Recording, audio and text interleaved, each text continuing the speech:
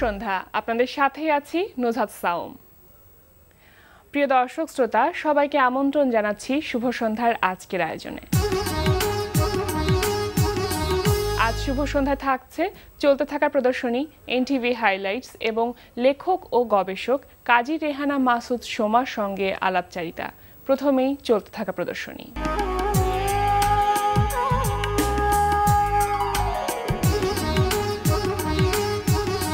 শুরুতেই জানিয়ে দিচ্ছি ঢাকার বিভিন্ন গ্যালারিতে চলতে থাকা চিত্রকলা প্রদর্শনী ও মেলার সময়সূচি। মোহাম্মদপুর কলা কেন্দ্রে অনুষ্ঠিত হচ্ছে আফ্রিদা তানজিম মাহির একক চিত্রকলা প্রদর্শনী লস্ট ইন ট্রানজিশন। বিকাল ৫টা থেকে রাত ৮টা এই সময় প্রদর্শনী চলবে ২৭ জানুয়ারি পর্যন্ত। শাহবাগ জাতীয় জাদুঘরের নলিনীকান্ত ভট্টশালী গ্যালারিতে অনুষ্ঠিত হচ্ছে বরেণ্য চিত্রশিল্পী হাশেম খানের একক চিত্রকলা প্রদর্শনী জোড়াতালির চালচিত্র। প্রতিদিন সকাল 10টা থেকে বিকাল 5টা এই সময় প্রদর্শনী চলবে ৩১ জানুয়ারি পর্যন্ত। ধানমন্ডির ইএমকে সেন্টারে অনুষ্ঠিত হচ্ছে চিত্রশিল্পী গোপাল চন্দ্র সাহার একক চিত্রকলা প্রদর্শনী অপরূপ। সকাল 9:30 থেকে রাত 8টা এই সময় প্রদর্শনী চলবে 25 জানুয়ারি পর্যন্ত। রাজধানীর শেরেবাংলা নগরে অনুষ্ঠিত হচ্ছে মাসব্যাপী ঢাকা আন্তর্জাতিক বাণিজ্য মেলা 2018। বাণিজ্য মন্ত্রণালয় এবং রপ্তানি উন্নয়ন ব্যুরোর যৌথভাবে আয়োজিত বাণিজ্য মেলা প্রতিদিন সকাল 10টা থেকে রাত 10টা পর্যন্ত খোলা থাকছে। ঢাকা আন্তর্জাতিক বাণিজ্য মেলা চলবে 31 জানুয়ারি পর্যন্ত। দেখছিলেন চলতে থাকা প্রদর্শনী ও মেলার সময়সূচি। এবার এনটিভি হাইলাইটস।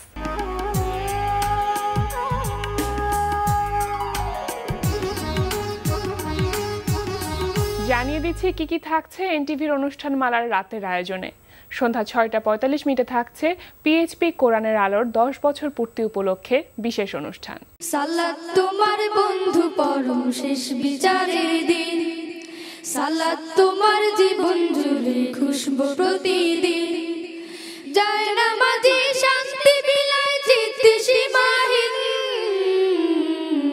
রব্বিয়াল আলা রব্বিয়াল আযীম। রাত 8:20 দেখবেন কাজী মোহাম্মদ মোস্তফার প্রযোজনায় রান্না বিষয়ক অনুষ্ঠান টেল প্লাস্টিক রান্নাঘর।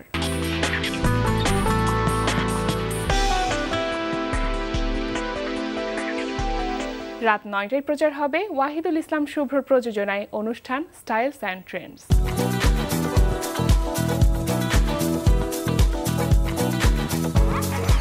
রাত 9:40 প্রচার হবে ধারাবাহিক নাটক কাগজের ফুল। আসসালামু আলাইকুম। ওয়ালাইকুম আসসালাম।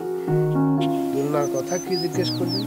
আমি জিজ্ঞেস করছিলাম যে এই দোলনায় কি এখন আপনি চড়বেন? আমি কেন দোলনায় চড়ব? এই রাস্তা দিয়ে বাচ্চারা স্কুলে যায়,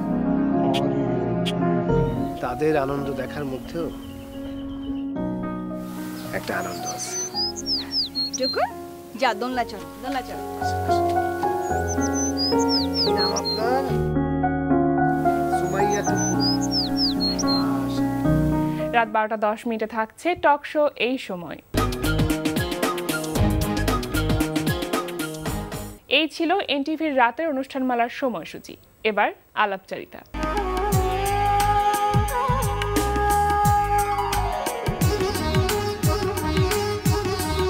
প্রিয় দর্শক, আমাদের আজকের অতিথি লেখক ও গবেষক কাজী রেহানা মাসুদ সোমা। চলুন কথা বলি তার সঙ্গে। শুভ সন্ধ্যা। শুভ সন্ধ্যা। কেমন আছেন?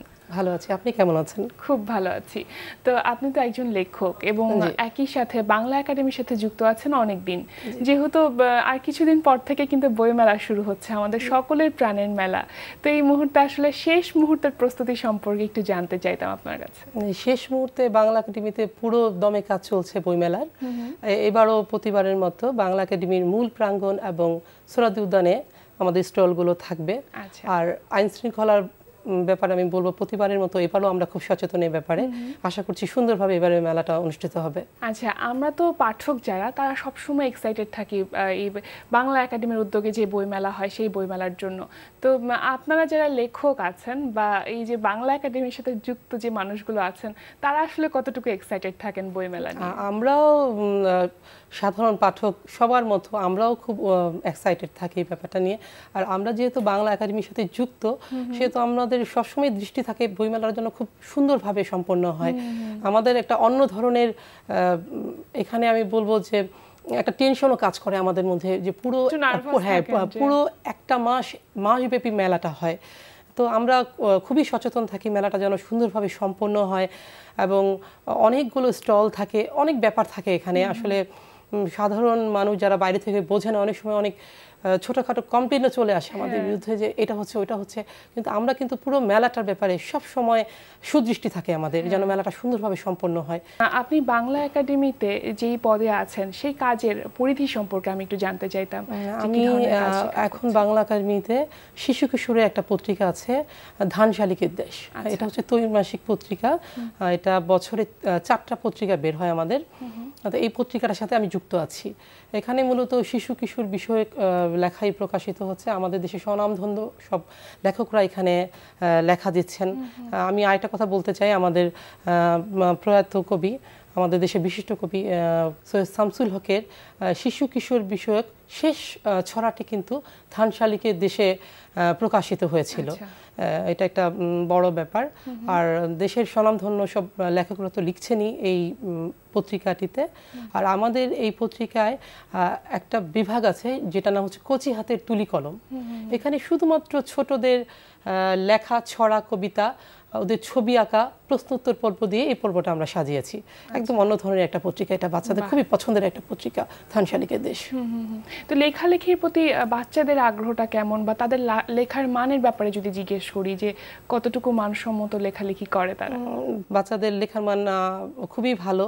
ওদের কবিতা, যে ছড়াগুলো আমরা নিচ্ছি, গল্পগুলো নিচ্ছি, প্রশ্নোত্তর, ওরা আমাদের বিভিন্ন প্রশ্ন করছেন। আমাদের দেশের মোস্তফা জব্বার স্যার, উনি প্রশ্নগুলোর উত্তর দিচ্ছেন, আমাদের বাচ্চারা যেসব কোশ্চেনগুলো করছেন। তো ওদের লেখার মান ভালো আমি বলবো। এদের থেকেই ভবিষ্যতে আমাদের বড় মানের লেখক বেরিয়ে আসবে আশা করছি। অবশ্যই, আমরাও সেটাই প্রত্যাশা করি। তো এবার আপনার লেখালেখির প্রসঙ্গে আসতে চাই, যে কি ধরনের লেখালেখি করছেন এই মুহূর্তে, বা ব্যস্ততা সম্পর্কে যদি জানতে চাই। আমি আমার প্রথম বইটা বের হয়েছিল 2012 সালে। আচ্ছা। ওইটার নাম ছিল ভেষজ উদ্ভিদের গুণাগুণ। বইটাতে আমি এখানে 50টি উদ্ভিদের সংক্ষিপ্ত পরিচয় দিয়েছি, বৈজ্ঞানিক নাম দিয়েছি, এবং বিভিন্ন রোগ ও উপসর্গ নিরাময় প্রায় বলবো না 2000-এর বেশি উদ্ভিদের আমি বৈজ্ঞানিক নাম এবং একটা তালিকা সংযুক্ত করেছি, যেটা আসলে একটা বিশাল ব্যাপারও বলা যায়। তো বইটা প্রকাশ হওয়ার পরে ঢাকা বিশ্ববিদ্যালয়ের প্রফেসর, ফার্মেসি বিভাগের প্রফেসর ডক্টর ইমরান, উনি আমাকে বললেন যে আপা, আপনার বইটা এতটাই ভালো লেগেছে যে আমি আমার স্টুডেন্টদের, ফার্মেসি বিভাগের স্টুডেন্টদের এই বইটা পাঠ্য সহায়ক হিসাবে কেনার জন্য পরামর্শ দিয়েছি। তো এই বইটা বের হওয়ার পরে একটা মিশ্র প্রতিক্রিয়া পেয়েছি আমি পাঠকদের কাছ থেকে। এই ধরনের বই লিখতে গিয়ে তো আপনাকে নিজে থেকে অনেক গবেষণা করতে হয়েছে। তো সেক্ষেত্রে আপনি আসলে কোথা থেকে সাহায্য পেয়েছেন? আমি তো ফিল্ডে কাজ করেছি। আমার যারা সিনিয়র লেখক ছিলেন তাদের অনেক, আমার এটা উল্লেখ আছে, তাদের বই থেকে সাহায্য নিয়েছি। এটা আসলে অনেকটাই গবেষণা, পুরোটাই গবেষণামূলক কাজ। এটাতে আমার অনেক শ্রম দিতে হয়েছে, এবং এই পরিশ্রমের জন্যই হয়তো পাঠকদের কাছ থেকে সাড়াটাও সেরকম ভালো পেয়েছে। হ্যাঁ, বিশেষ করে ঢাকার বাইরের পাঠকদের কাছ থেকে তো আমি খুবই বেশি সাড়া পেয়েছি। আমার সাথে ফোনে যোগাযোগ করেছে, আমি যেহেতু বাংলা একাডেমিতে আছি সহজে যোগাযোগ করা গিয়েছে, আমার অফিসে এসেছে অভিনন্দন জানানোর জন্য যে আপনি এই ধরনের একটা বই নিয়ে কাজ করেছেন। আসলে আমার খুব ভালো লেগেছে এই বই দুটাতে কাজ করে। তার পরবর্তীতে আর কি ধরনের বই লেখালেখি করেছেন? আমার তৃতীয় বই যেটা বের হয়েছিল ওটা ছিল বার্ট্রান্ড রাসেলের একটা অনুবাদের বই। আচ্ছা। ওটা ছিল ওনার ক্ষমতার উৎস, বিভিন্ন ব্যবহার, এগুলো নিয়ে। তো ওটা ছিল পাওয়ার বইয়ের অনুবাদ, ক্ষমতার ইতিবৃত্ত। আমি এটা করেছিলাম, এই কাজটা আমি যৌথভাবে করেছি, এই বইয়ের কাজটা। তো একটি গবেষণাধর্মী বই থেকে বা এই ধরনের বইগুলো থেকে বের হয়ে পরে আবার অনুবাদের দিকে ঝুঁকে পড়াটা আসলে কেন, বা কোন ধরনের আগ্রহ? আসলে আমার মনে হচ্ছে আমি সব ধরনের কাজ করব, ছোটদের নিয়ে কাজ করব। আমি সামনে আরো বলছি, আমার মনে হচ্ছে আমি সব ধরনের কাজের সাথে আমি যুক্ত থাকবো, এক ধরনের কাজ নিয়ে পড়ে থাকবো না। যেহেতু আমি উদ্ভিদ বিজ্ঞানের ছাত্র, উদ্ভিদ বিজ্ঞান নিয়ে তো আমি ডেফিনেটলি কাজ করব, এবং তার বাইরেও আমি সব ধরনের বিষয় নিয়ে, ছোটদের নিয়ে আমি কাজ করতে কিন্তু খুবই আগ্রহী।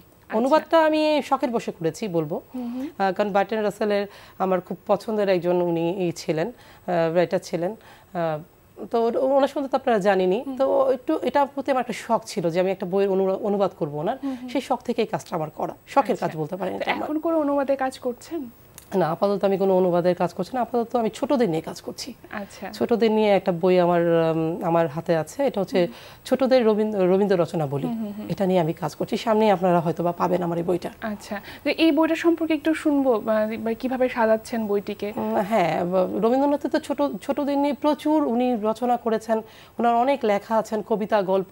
আমি আসলে ওখান থেকেই বেছে বেছে কিছু, যেগুলো ছোটদের ভালো লাগবে এরকম কিছু বেছে বেছে কিছু গল্প, কবিতা নিয়ে বইটা সাজাচ্ছি আমার এই বইটা। আচ্ছা, তো সেক্ষেত্রে এই যে বাছাই প্রক্রিয়ার ক্ষেত্রে আসলে কোন বিষয়গুলোকে প্রাধান্য দিচ্ছেন, যে ছোটদের ভালো লাগবে, কি ধরনের গল্পগুলো আসলে ছোটদের নিয়ে যেহেতু আমি কাজ করছি, আমি এখানে আরেকটা কথা আপনাকে বলতে চাই, আমি আরেকটা বইয়ের কথা আপনাকে বলিনি, সেটা হচ্ছে আমার আরেকটা বই বের হয়েছে 2014-তে। আচ্ছা আচ্ছা, আচার্য জগদীশ চন্দ্র বসু।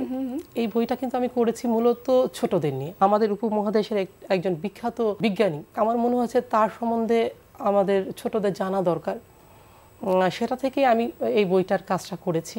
আচার্য জগদীশ চন্দ্র বসু, ওনার তো বিচিত্র ওনার আবিষ্কার সবকিছু এই বইটার মধ্যে আমি লিপিবদ্ধ করেছি। যেমন গাছের প্রাণ আছে, এটা কিন্তু প্রথম উনি আবিষ্কার করেছেন, বা বিনা তারে খবর পৌঁছানো, মানে তারবিহীন খবর পৌঁছানোর ব্যাপারটা, এটাও কিন্তু উনি আবিষ্কার করেছেন। আমার মনে হচ্ছে ছোটদের এগুলো জানানো দরকার, তাই আমি এই বইটা নিয়ে কাজ করি, ছোটদের জন্য কাজ করেছি এই বইটা নিয়ে। তো আরেকটা ব্যাপার যেটা আমরাও অনেকে জানি না, জগদীশ চন্দ্র বসু একজন বিজ্ঞানী ছিলেন, এটা আমরা জানি, উপমহাদেশের বিখ্যাত বিজ্ঞানী, কিন্তু উনি কিন্তু খুব সাহিত্য অনুরাগী ছিলেন। আচ্ছা, হ্যাঁ, রবীন্দ্রনাথের সাথে কিন্তু ওনার বেশ ভালো একটা বন্ধুত্ব ছিল, তারা সবসময় চিঠি আদান প্রদান করতেন। আমি আমার এই বইটার মধ্যে বেশ কিছু উদ্ধৃতি রবীন্দ্রনাথ এবং জগদীশ চন্দ্র বসুর বেশ কিছু উদ্ধৃতি আমি এখানে উল্লেখ করেছি। সেখান থেকে কি আমরা কিছু উদ্ধৃতি আজকে শুনতে পারি? হ্যাঁ, অবশ্যই আমি শোনাতে পারি আপনাদের। আমি একটু হেল্প নিচ্ছি বইটার।